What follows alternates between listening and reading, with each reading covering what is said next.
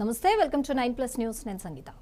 బుధవారం రాత్రి విజయనగరం జిల్లా గరివీడిలో భారీగా ఈదురుగాలులతో కూడిన వర్షం కురిసింది. ఈదురుగాలుల ధాటికి విద్యుత్ సరఫరాకు అంతరాయం ఏర్పడింది. వెంటనే రంగంలోకి దిగిన విద్యుత్ అధికారులు సిబ్బంది సరఫరాను పునరుద్ధరించేందుకు చర్యలు చేపట్టారు. ఈ క్రమంలోనే విద్యుత్ లైన్లను బాగు చేస్తున్న గ్రామ విద్యుత్ కార్మికుడు కరెంట్ షాక్తో చనిపోయాడు. పునరుద్ధరణ పనుల్లో భాగంగా లోచర్ల సాయిబాబు అనే గ్రామ విద్యుత్ కార్మికుడు విద్యుత్ స్తంభం ఎక్కి పనులు చేస్తున్నాడు. కరెంట్ తీగలను సరిచేస్తూ ఉండగా ప్రమాదవశాత్తు విద్యుత్ షాక్కు గురయ్యాడు.